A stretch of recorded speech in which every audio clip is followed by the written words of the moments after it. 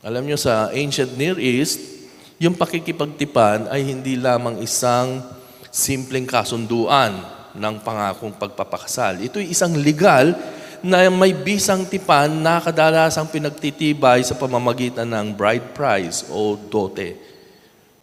Hindi lamang nagbigay ang Panginoon sa Israel ng bagong tuntunin para sa kanilang pagsasama, kundi ibinibigay niya ang kanya mismong sarili. Hindi lang mga laws, kundi I am giving myself to you.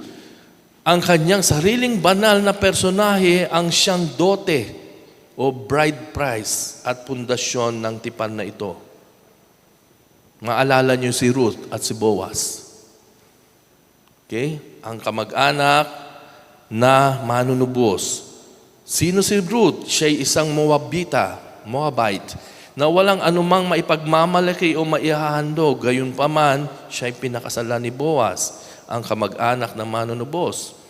Kahit wala siyang obligasyong gawing iyon, kumilos siya dahil sa kanyang katapatan sa tipan.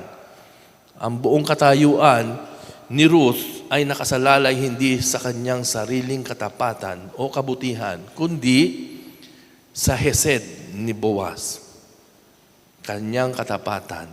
Ang parehong tapat na pag-ibig na ipinangako ng Diyos na nabasa natin sa Hosea 2, verse 19.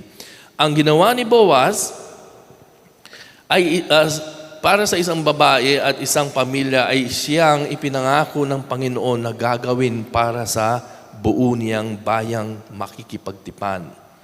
Tutubusin niya sila at pagkatapos ay pakakasalan silang muli. Hindi dahil sa kanilang sariling kabutihan, kundi dahil sa kanyang sariling banal na personahe.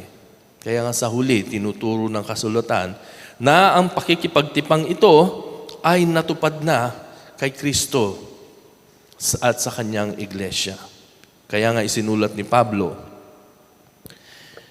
gaya ni Kristo, Ephesians 5 verse 25, gaya ni Kristo na nagmahal sa iglesia at ibinigay ang kanyang sarili alang-alang sa kanya upang kanyang pakabanalin siya, upang kanyang maiharap sa kanyang sarili ang isang maluwalhating iglesia na walang batik o kulubot o anumang gayong bagay, kundi siya ay maging banal at walang dungis.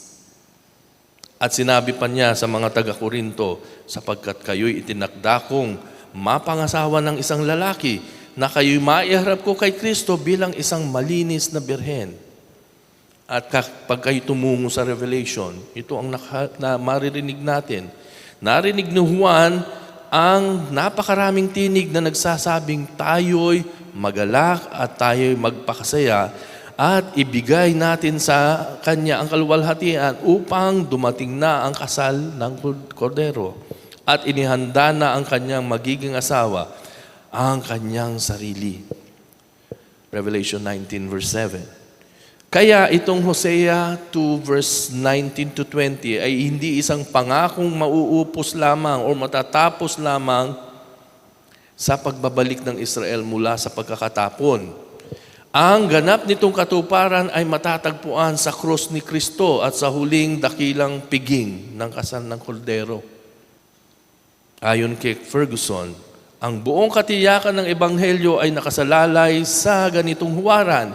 Hindi hinihingi ng Diyos na maging karapat-dapat muna tayo bago niya panibaguhin ang kanyang tipan sa atin. Sa halip, ikinakasal niya ang kanyang sarili sa atin sa katwiran.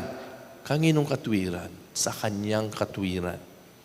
Upang ang katwirang iyon ay maging atin sa pamamagitan ng kanyang biyaya at hindi isang bagay na kailangan muna nating likhain o makantan sa ating sariling lakas.